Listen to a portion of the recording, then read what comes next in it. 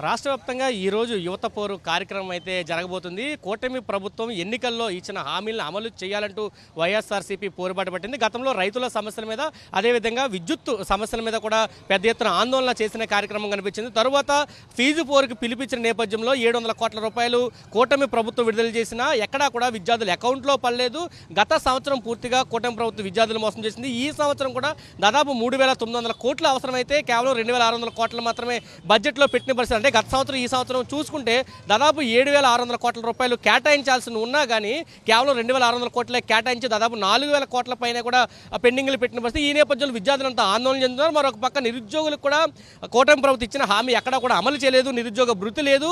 ఉన్న ఉద్యోగాలు ఓడదీసిన పరిస్థితి కనిపిస్తుంది. దీని మీద వైఎస్ఆర్సీపీ ఈరోజు కార్యక్రమానికి పిలిపించిన నేపథ్యంలో అన్ని జిల్లా కలెక్టరేట్ల వద్ద కూడా వైఎస్ఆర్సీపీ కార్యకర్తలు ర్యాలీకి వెళ్ళబోతున్నారు. మనతో పాటు మాజీ ఎమ్మెల్యే మల్లాది విష్ణు ఉన్నారు. ఆయనతో మాట్లాడదాం. సార్, ఎలా చూడాలంటే కూటమి ప్రభుత్వం ఎన్నికల్లో చాలా హామీలు ఇచ్చింది. నిరుద్యోగులు నెట్టేయడం ముంచిన పరిస్థితి. గత సంవత్సరం ఇవ్వాల్సిన ఫీజు రియంబర్స్మెంట్స్ కానీ, స్కాలర్షిప్స్ కానీ బకాయిలు ఎక్కడా కూడా ఇవ్వలేని పరిస్థితి. ఈ బడ్జెట్లో కూడా దాదాపు 2,600 కోట్ల కేటాయించింది. ఎలా చూస్తారు దీన్ని? ఎన్నికల్లో గెలవడం కోసం నానా గడ్డి కరిచి అన్ని అబద్ధాలు ఆడి జగన్మోహన్ రెడ్డి గారి కన్నా నేను ఎక్కువ చేస్తానని, జగన్మోహన్ రెడ్డి గారి కార్యక్రమాలు ఆపను అని చెప్పని ప్రజల ముందు చెప్పి ఎన్నికల మేనిఫెస్టోలో పెట్టి సూపర్ 6లో పెట్టి ఈరోజు ఆంధ్రప్రదేశ్లో ఏం జరుగుతుంది? ఇప్పటికీ 7,000 కోట్ల రూపాయలు విద్యార్థులకి ఇవ్వాల్సినటువంటి అవసరం ఉంది. నువ్వు బడ్జెట్లో ఎంత కేటాయింపులు చేసావు? అంటే బడ్జెట్లో కేటాయింపులు చేయకుండా చేయగలుగుతావా? బడ్జెట్ అప్రూవల్ అవ్వాలి, అసెంబ్లీలో అప్రూవల్ అవ్వాలి, ఎక్కడి నుంచి చేయగలుగుతావు? అంటే అధికారం కోసం ఎట్లా పడితే అట్లా అమలు కానీ చేయలేనటువంటి హామీలనిచ్చి ఈరోజు విద్యార్థులందరూ కూడా మా టైంలో 5 సంవత్సరాల్లో విద్యా వ్యవస్థ ఏ విధంగా ఉంది? ఏ టైం చెప్తే ఆ టైంకి వసతి దీవెన, విద్యా దీవెన, నాడు నేడు, లేకపోతే ఫీజు రియంబర్స్మెంటు, ఇట్లాగా అమ్మఒడి, ఇట్లాగా మేము అనేక రకాలుగా కావాల్సినటువంటి ఇన్ టైంలో విద్యార్థులకి ప్రభుత్వం జగన్మోహన్ రెడ్డి గారు విద్య మీద ఒక ఫ్యాషన్ అనమాట.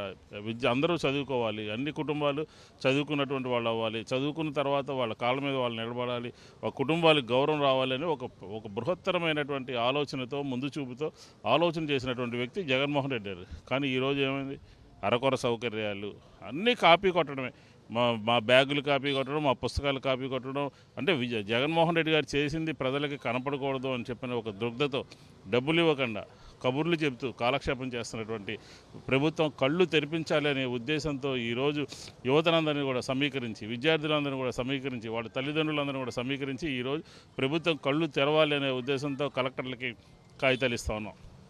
ఇదేనా మీరు ఇచ్చినటువంటి హామీలు నెరవేర్చడం అని చెప్పిన వైఎస్ఆర్ కాంగ్రెస్ పార్టీ ప్రశ్నిస్తూ ఉంది. సార్, గతంలో రైతు పోరు కానీ లేదా విద్యుత్ మీద చేసిన ఆందోళనలు కానీ ప్రజల్లో ప్రభుత్వం మీద వ్యతిరేకతని బహిర్గతం చేసిన పరిస్థితి. ఈ యువత పోరు అనేది మరింత వ్యతిరేకతను పెంచే అవకాశం ఏమైనా ఉందా? ఖచ్చితంగా ఇది ఏ ప్రభుత్వమైనా సరే చెప్పిన మాట చేయకపోతే మొట్టమొదటిగా నిలదీసేటటువంటి వాళ్ళు, ప్రశ్నించేటటువంటి వాళ్ళు ఎవరైనా అంటే యువతే, విద్యార్థులే. ఈరోజు విద్యార్థులకి ఫీజులు బకాయి 7,000 కోట్లు ఉంది. అలాగే ఏం చెప్పారు? ఉద్యోగాలు 20 లక్షల ఉద్యోగాలు ఇస్తాము, ఇవ్వకపోతే 3,000 రూపాయలు నిరుద్యోగ భృతి ఇస్తాము అని చెప్పి మాట్లాడినటువంటి వాళ్ళు ఈరోజు ఏం మాట్లాడతారు? ఇస్తున్నారు? ఎక్కడన్నా నిరుద్యోగ భృతి ఇవ్వగలుగుతున్నారా? ఇవ్వకపోగా వాళ్ళని డిఐసి ప్రకటించగా నేను అధికారంలోకి వస్తే తొలి సంతకం అని చెప్పన్నారు. ఈరోజు ఎలా ఉందంటే మోసం మోసం మోసం, దగ.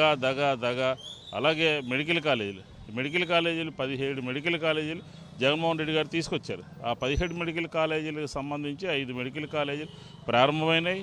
అలాగే 500 సీట్లు వచ్చినాయి.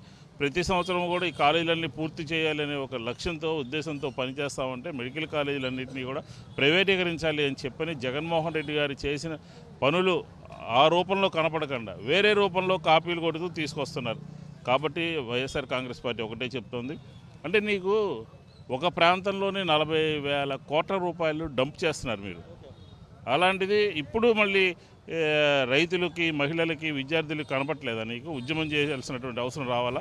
కాబట్టి ఇచ్చినటువంటి హామీలు నెరవేర్చేంత వరకు వైఎస్ఆర్ కాంగ్రెస్ పార్టీ ప్రజల పక్షాన్ని నిలబడుతుందని చెప్పి ఈ ఆవిర్భావ దినోత్సవం సందర్భంగా వాళ్ళందరికీ న్యాయం జరిగేంత వరకు జగన్మోహన్ రెడ్డి గారి నాయకత్వంలో పోరాటం చేస్తాము అని చెప్పిన కూడా ఈ సందర్భంగా తెలియజేస్తాను.